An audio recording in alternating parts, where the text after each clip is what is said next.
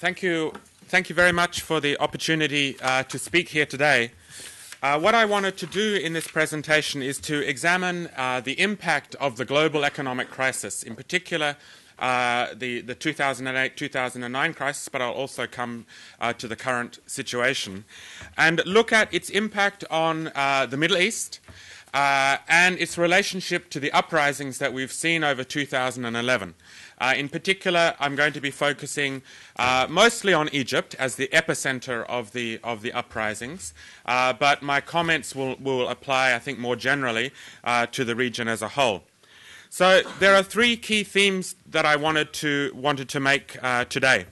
The first of these is that what we have seen over 2011, the crisis and the uprisings in the region, cannot be understood separate from the restructuring of class relations that took place in the preceding neoliberal period. In other words, history matters, and the experience of neoliberalism in many ways set the context, set the situation for the uprisings to actually unfold. The second major point I want to make is that as part of thinking through the way that neoliberalism and capitalism have developed over the last couple of decades, we need to understand the way that the region, the Middle East region, has been inserted into the world market, into the global economy. And this is very important in terms of understanding how did the crisis itself impact the Middle East as a whole. And the third major point I want to make is that in order to understand the current situation, we need to look beyond the borders of the nation state. We need to look beyond the borders of individual countries and try to understand the way that the region as a whole has developed, the way the political economy of the Middle East region has changed as part of these processes. So these 3 points, the impact of neoliberalism on class relations, the way that the Middle East was inserted into the world market as a whole, and thirdly, the way that the region itself, accumulation in the region, has changed. These are the key points that I want to make.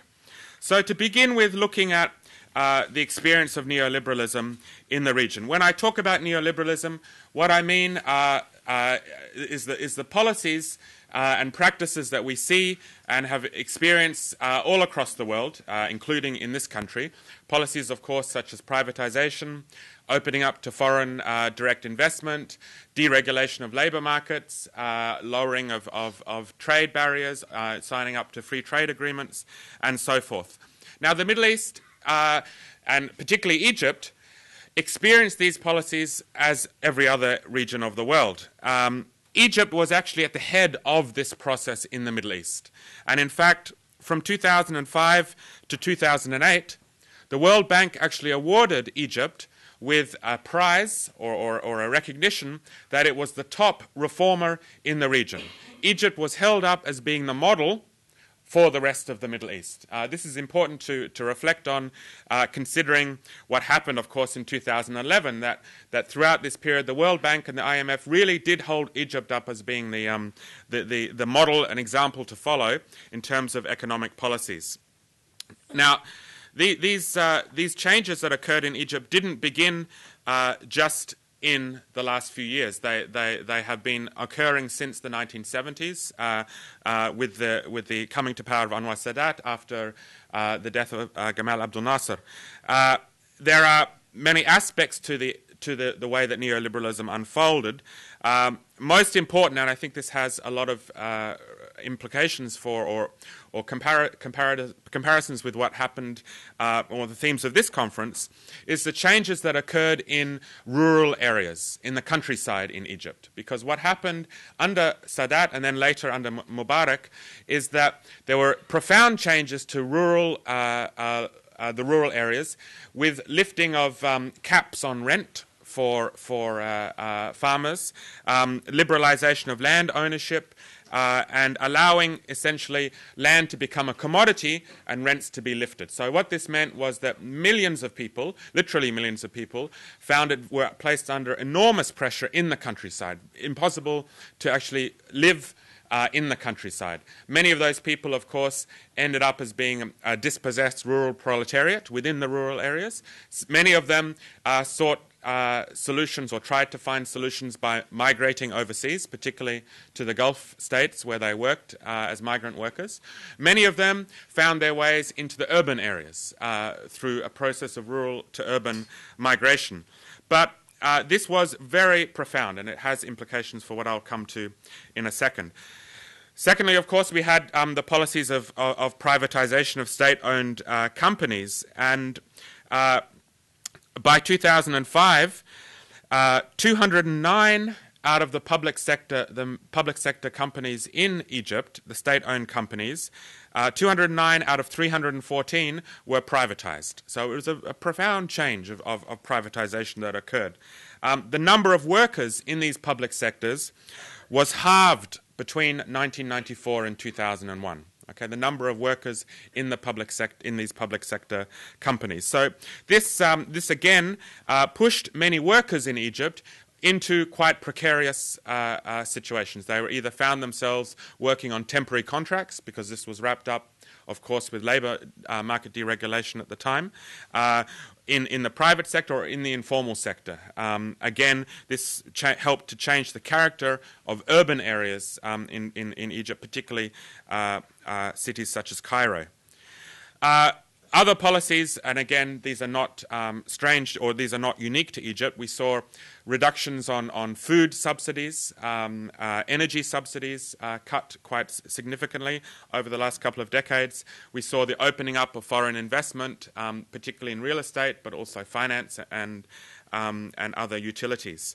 Now, these transformations, these policies of neoliberalism, had a very profound impact. They meant that, as I said, millions of people lost their ability to survive on the land, and many attempted to migrate. We also saw at the same time a very rapid growth in informal workers, in the informal sector, people without permanent contracts, and there are estimates of around 40% of the Egyptian labour force who work in the informal sector. Everything from small shops to trying to survive by selling things on the street. Now, this is very important to understand in a society that lacks any kind of decent social provisions for the poorest members of that society.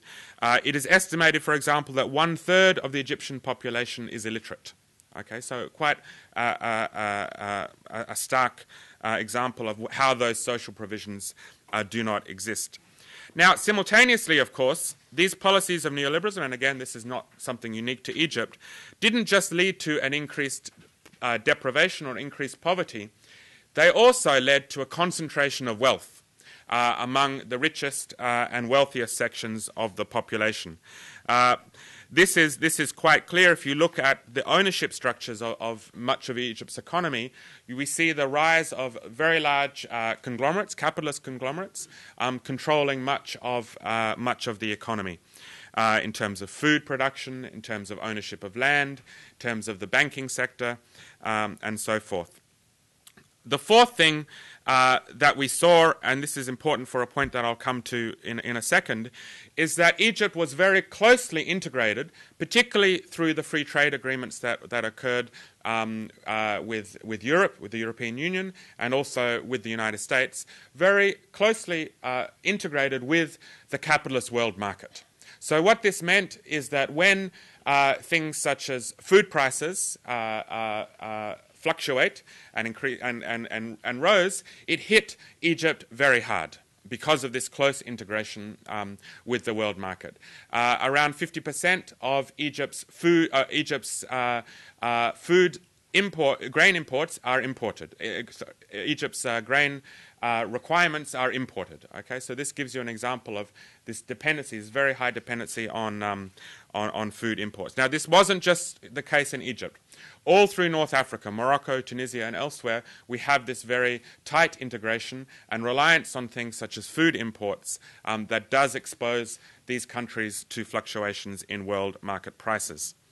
Now, the fifth point, and again, these are not exclusive, there are many other things we can talk about, was the political implications of this change. And this is a very important point I want to make.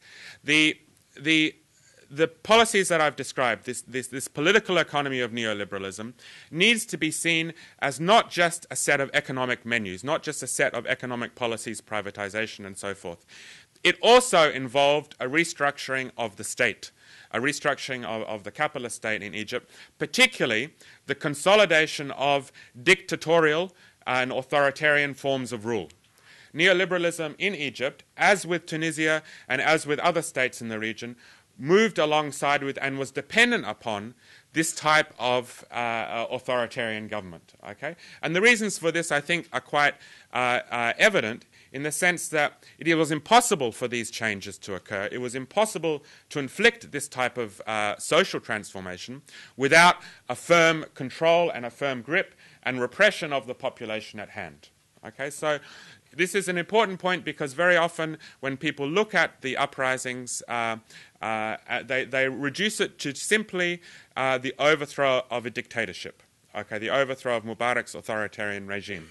But it's very wrong to see this overthrow as being separate from the economic and neoliberal transformation. These things were together. The political and the economic were very tightly integrated. Neoliberalism couldn't have occurred, and this has implications for how we see the situation today, couldn't have occurred without this authoritarian transformation.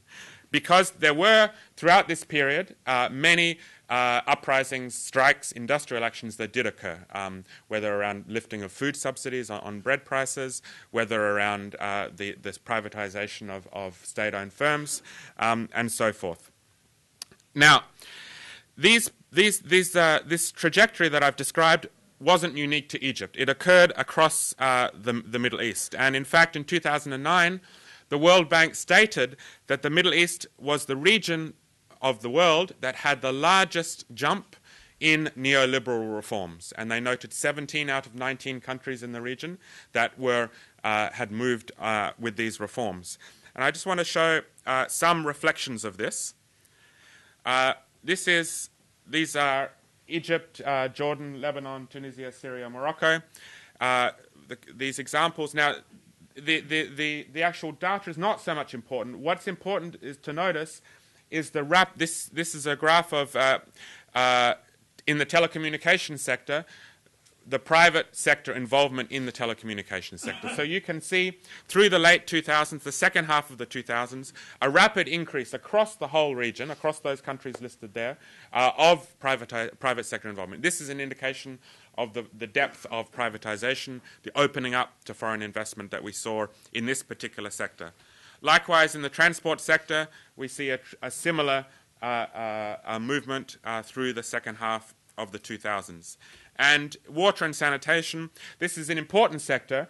We see again it was the second half of the 2000s. I'll come back to why this is such an important sector towards the end of my talk. But it seems not many countries have moved in that regard. But again, those countries that have were concentrated in that second half. Now, as I said at the outset, and here I want to move on to the second part of my presentation, is that it's important to understand that these transformations didn't just occur at the level of the national scale. We need to understand what it meant for the regional political economy of the Middle East as a whole. And what I want to argue is that we cannot understand the nation state as a self-contained political economy, just what is going on inside the borders. We need to have a look at the regional scale, and most significantly to this, we need to understand that the regional system is increasingly becoming centered upon the Gulf states, the Gulf Arab states, okay, or we can call them the Gulf Cooperation Council, the 6 states, Saudi Arabia, Kuwait, Bahrain, Qatar, Oman, and the United Arab Emirates. These states increasingly form the core of a regional political system, a regional political economy that is based around those 6 states. And that means that in order to understand the uprisings and the results of the crisis, we need to have an understanding of how this regional system has changed. Now, there's there's 2 points that I want to make. I'll come back to the GCC in a second, but in terms of the regional political economy, there are 2 points that I want to highlight. Firstly, it is the centrality of normalization with Israel within this process. What I mean by this is that linked to the way that the regional political economy has increasingly become one, has increasingly operated at a regional scale, is the emphasis placed by the United States in particular, but also the European Union, on normalizing relationships between the Arab states and Israel.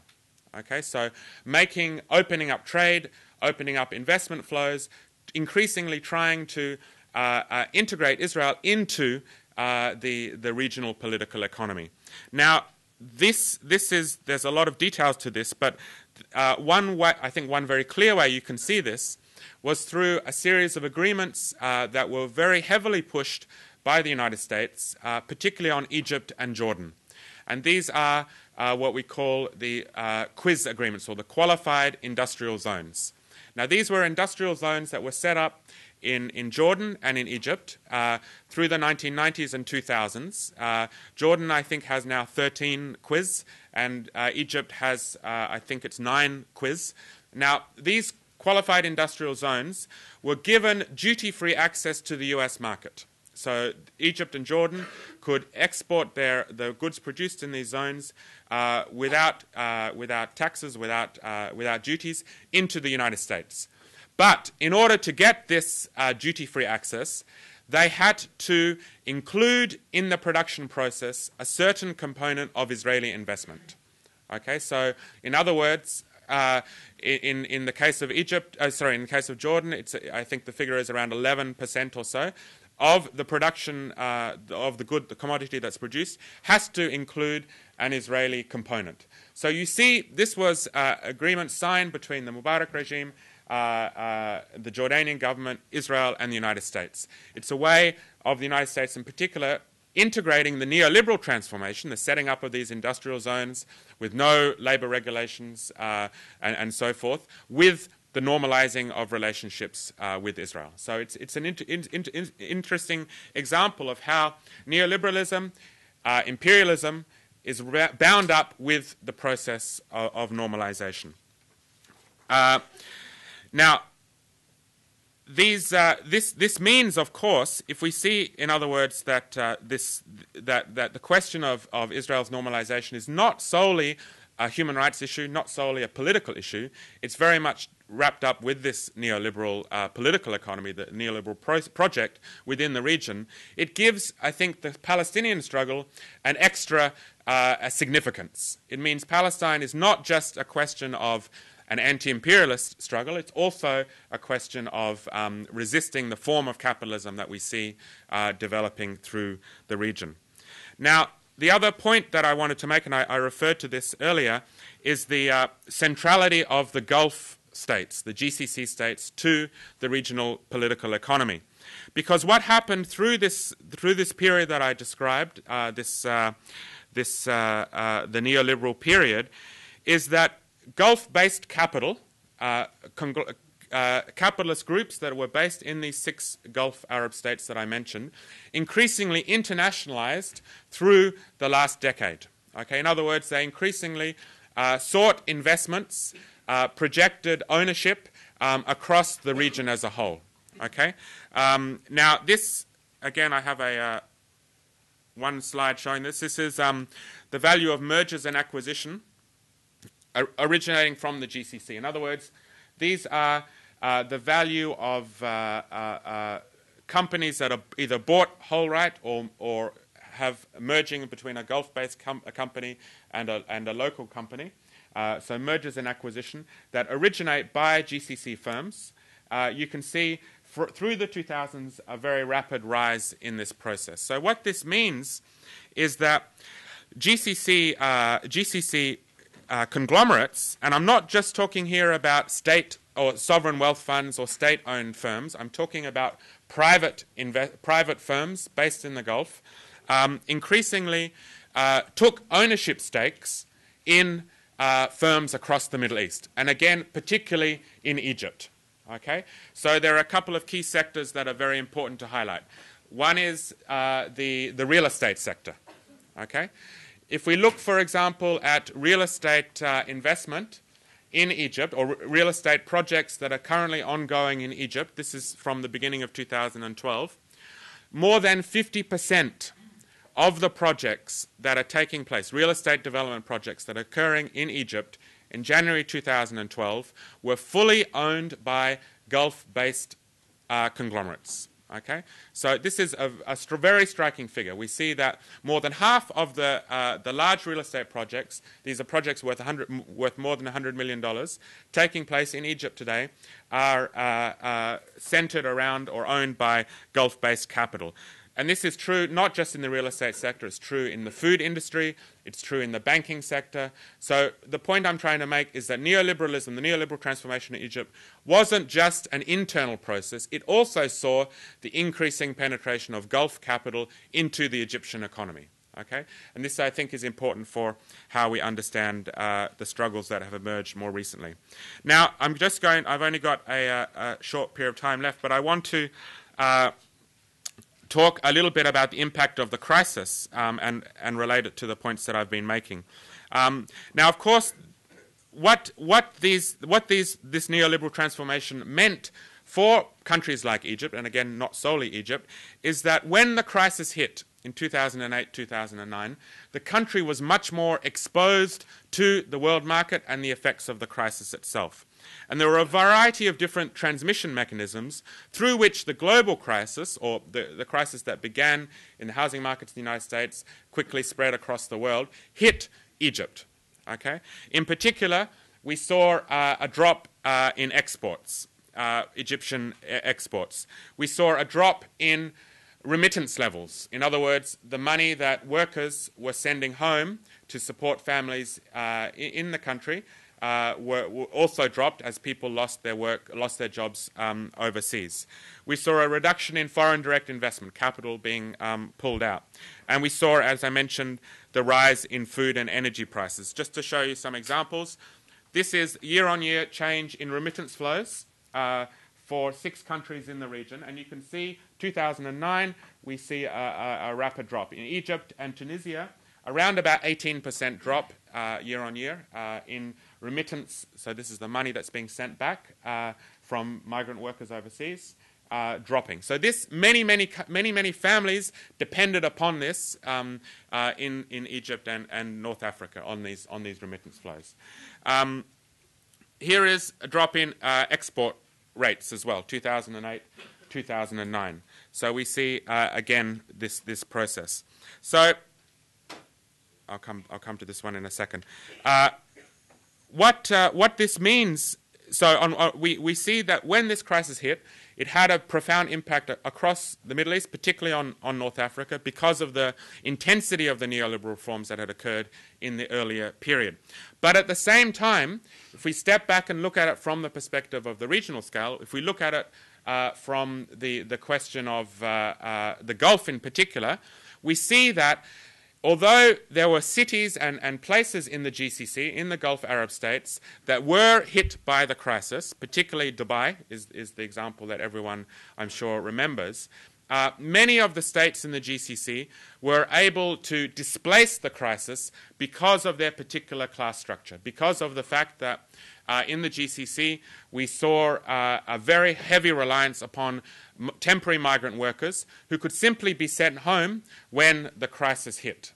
Okay, and of course we had the accumulated surpluses from oil sales. So what this meant is that the GCC, relative to the rest of the Middle East, was able to ameliorate the crisis in a way that other states couldn't.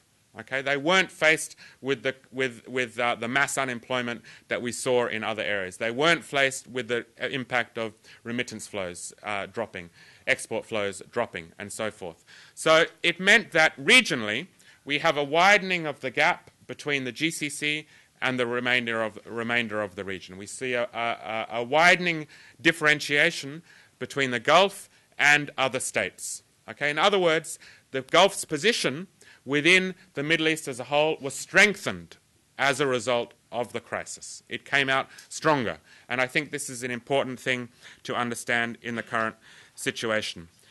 So I'm going to wrap up because I think I'm running out of time. And I just want to make some general political points. I think from what I've been saying is that we need to look at neoliberalism not just as an economic process, but also as a political process that has altered the way states work. And the revolutions or the uprisings that we've seen over 2011 weren't just an attempt to overthrow authoritarian rulers. They were also a rebellion, and very much need to be understood as a rebellion against this political economy that I've described. Okay? This is a very important point to understand, because it helps us understand the current situation where we have governments, particularly again in Egypt and Tunisia, led by Islamist forces in power, elected in the recent months. Okay? These governments will not be able to solve the underlying causes. Okay? They are very much wrapped up with the processes that have occurred. In many cases, the leadership of the parties, for example, the Muslim Brotherhood in Egypt, were very much beneficiaries of the neoliberal process I described. And despite their rhetoric of social justice, they do not offer any kind of alternative. In fact, they have become, in my opinion, the instrument of rule of capital in these countries. Okay?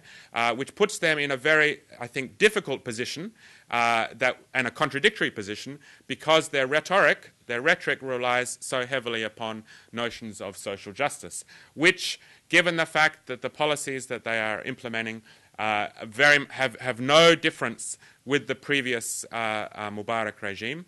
They still support privatization. They support the seeking of World Bank loans. They support the opening up to foreign indirect investment. The conditions that generated the uprisings in the first place remain in place. Okay? And in my opinion, the struggles that are ongoing in Egypt are testament to this fact, that the revolutionary process is still ongoing in Egypt, but this time it's more and more becoming a revolution against not just the elements of the old regime, but also the political rule of the Muslim Brotherhood. Thank you.